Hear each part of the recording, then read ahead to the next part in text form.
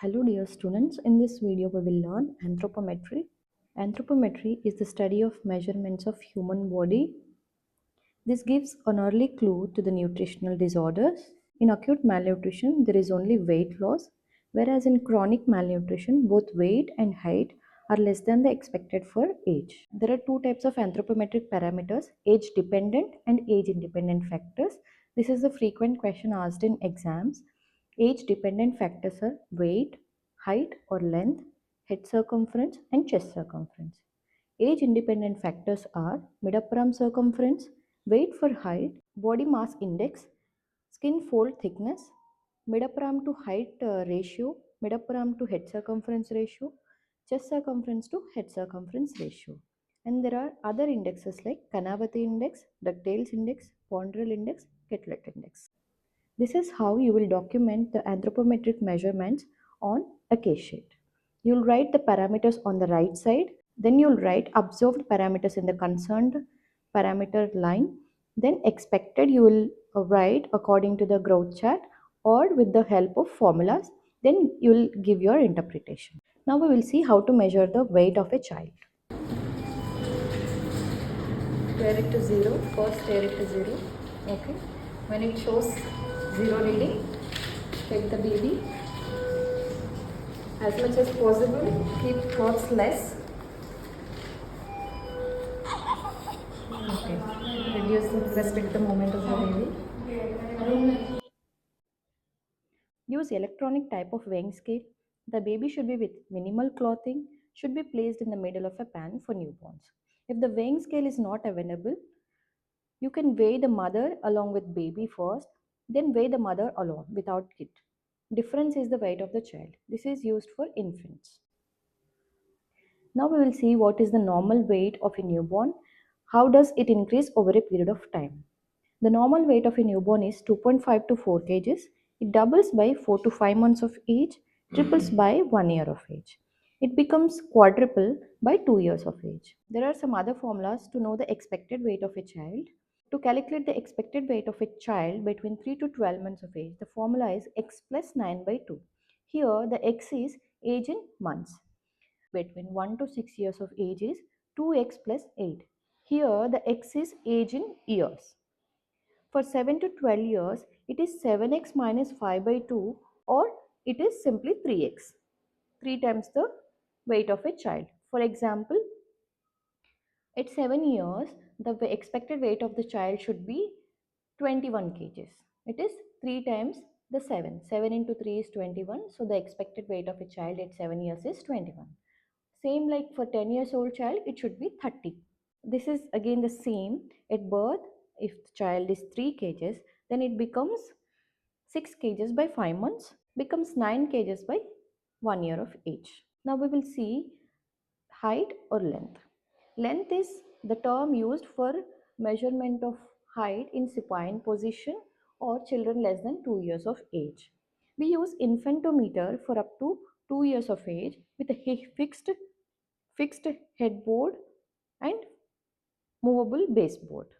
The normal length at birth is 50 cm. Height doubles by 4 years of age, triples by 12 years of age. Half of the adult's height in a normal child is around 2 years of age. Thus the formula for calculation of expected height, that is 6x plus 77. X is age in years here. The height is majorly dependent on the genetic potential rather than the nutrition.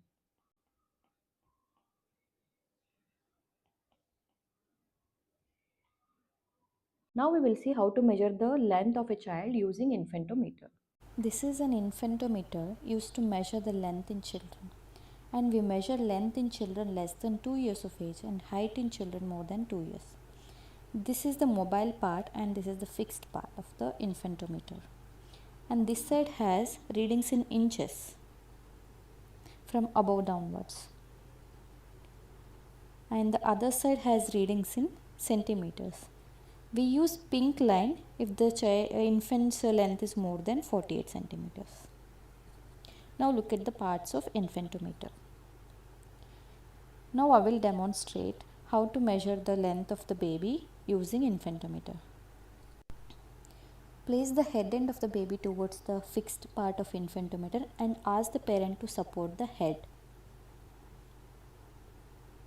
And then the foot end towards the mobile part. If the baby's length is more than 48 centimeters, we move the mobile part, and while measuring, extend the knees of the baby as much as possible gently and fix the footboard.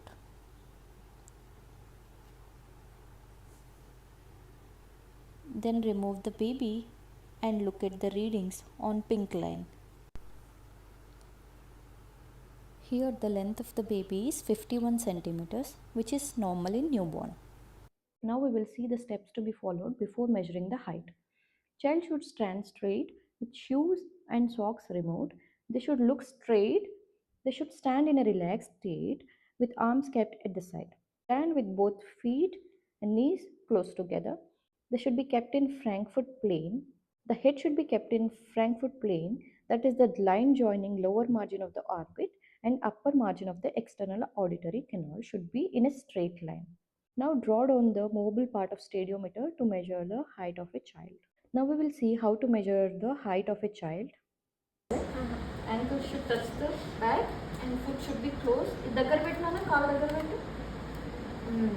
Ankle should touch the back, buttocks, calves, shoulder blades and occiput should touch the back. Then external auditory near touch to the lower border of the ears. Now we will see how to measure the length of a newborn when the infantometer is not available. Like this. Place hand over here and stretch legs as much as possible and mark it here.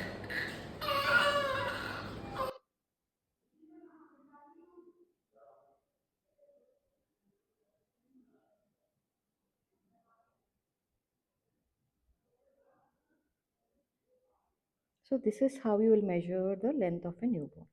Now we will see the approximate gain in stature between 0 and 12 years of age. Approximate rate of increase in stature is around 3.5 centimeter per month in the first 3 months of life, 2 centimeters per month the next 3 to 6 months of life, then it is 1.5 centimeters per month up to 9 months of age, then it becomes 1.3 centimeter per month, then each year around 6 to 8 centimeter per year in the 2 to 5 years of age group. After that, it becomes 5 centimeters per each year from 5 to 12 years of age. During the adolescence, when the puberty hits, there is height spurt. There you expect a growth of around 8 to 12 centimeter per year. This continues for around 2 to 3 years. Now we will see how to measure the head circumference. We'll pass the measuring tape above the supraorbital ridges to the most prominent part, that is occiput, passing above the ears. We use cross tape method.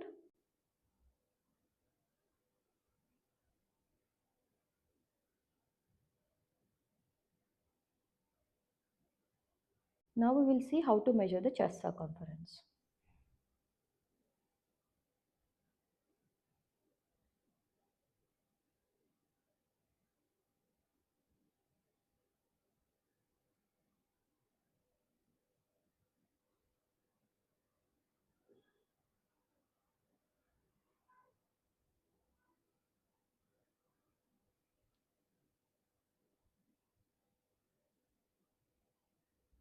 Now we will see the relationship between head circumference and chest circumference. What is normal head and chest circumference at birth?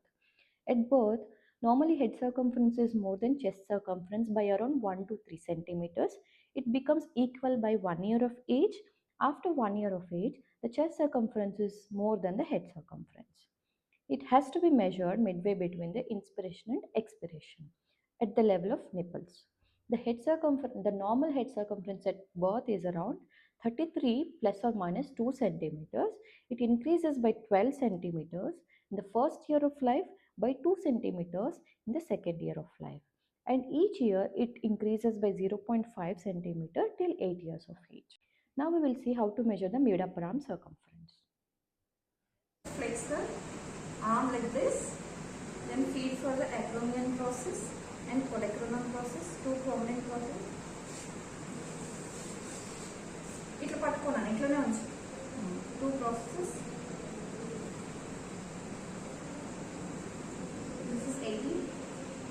So take it 9.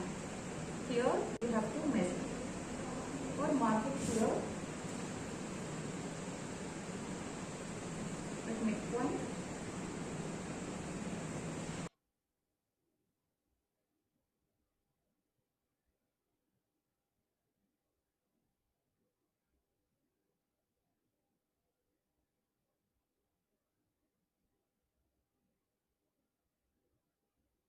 No. So it is measured in children between 6 months to 5 years of age using Shakir's tape. If it is not available, you can use the normal tape as well. This Shakir's tape is color coded with red, yellow, and green. Red indicates severe acute malnutrition, which is less than 11.5 centimeters. If the mid upper arm circumference is between 11.5 to 12.5 centimeters, then it is called moderate acute malnutrition. More than 12.5 centimeters is considered normal in some books. More than 13.5 centimeters is considered normal in some other books. So for practical purposes, consider more than 13.5 centimeters as normal as it is mentioned in the standard textbooks. 12.5 to 13.5 centimeters is considered as mild malnutrition. This is again what we have discussed earlier, age dependent and age independent factors. Just remember at least the names of these indexes: Kanavati index, Rao index criteria, Dugdale's index, Pondrel index, Quetelet index, when they ask you about age independent factors. So this is in detailed measurements of what these indexes are. For mid-upper arm circumference, we have discussed this already. Dugdale's index, we take weight in kgs by height in centimeters to the power of 1.6 into 100. Rao's index is same, but it is the power of 2, like, or square of height in centimeters. Kanavati index is mid-upper arm circumference by head circumference. Less than 0.25 is considered as undernourished. There are some other tests to measure the mid-upper arm circumference, that is bangle test. A bangle of around 4 centimeter inner diameter, we try to pass this along the elbow of the child. If it passes, then it suggests the child is malnourished. There is other tape that is called quake stick or Quaker's upper arm circumference test, which has height on one side, mid upper arm circumference on the other side. If the height of the child is more than the expected mid upper arm circumference, it indicates mid upper arm circumference is less than normal. It interprets that there is muscle wasting and malnutrition. Now we will see what is upper segment to lower segment ratio. Upper segment is measured from crown to symphysis pubis. Then lower segment is measured from the symphysis pubis to the floor. Remember at least these three values because it is easier to remember. At birth, it is 1.7 is to 1. It becomes 1.3 is to 1 by the age of 3 years. At 7 years, it becomes 1.1 is to 1. So this is the table. If you can remember these values as well, but it is simple to remember this value, this and this. Now we will see how to measure the upper segment to lower segment ratio. You can take the sitting height from this base to head, upper part, ask the child to sit straight. And then we can deduct it from the length or height of the child. We can take the lower segment. Or else in supine position, please take the consent of the patient. If the patient is not in age of consent, take the permission from the parents. Till for the pubic symphysis, from there, from there to. Now we will see how to measure the arm span. When you measure the height of a child, at that time itself measure the arm span so that it becomes easier.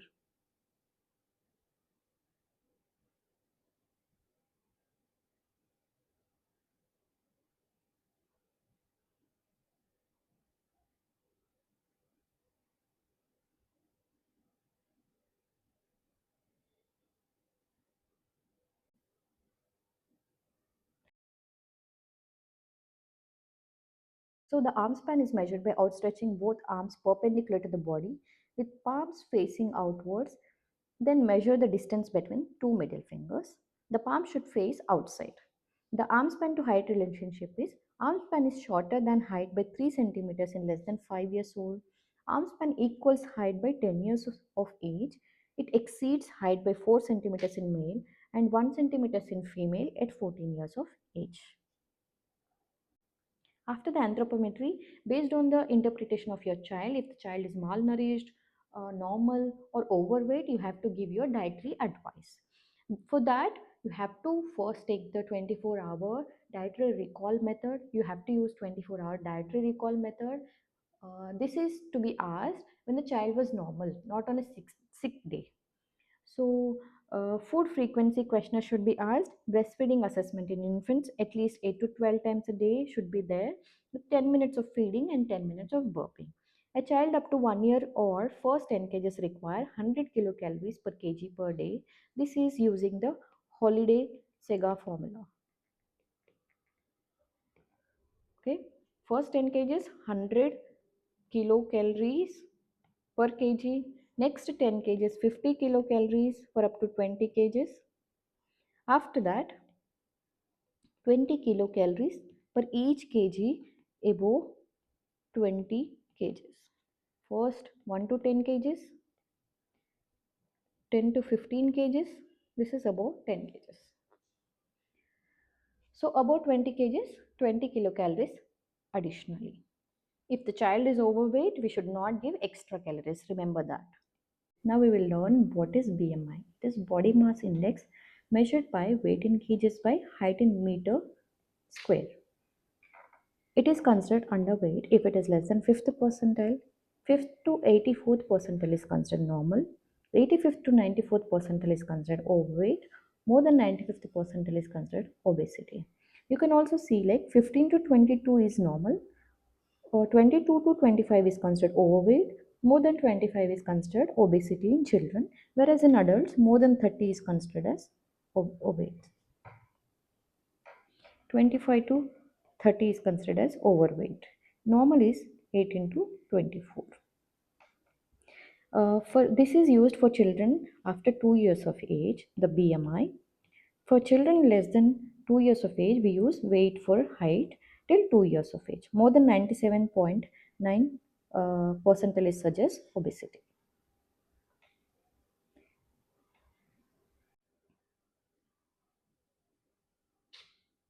We follow 5 to 10 rule to prevent the childhood obesity. 5 is 5 servings of fruits a day. Reduce the 2 is reduce the screen time to less than 2 hours a day for children more than 2 years of age. 1 is 1 hour of at least 1 hour of outdoor play in a day. 0 is limit the junk food and outside food intake to 0%. If you find any child with SAM or malnutrition, you can send.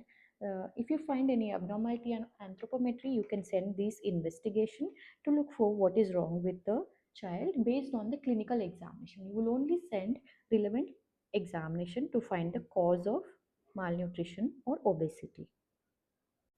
To conclude, nutritional assessment is a multidimensional process, involves physical, dietary, biochemical, and clinical assessment. Then early and accurate assessment enables timely intervention, helps to ensure optimal growth and development across all pediatric age groups. Thank you for watching.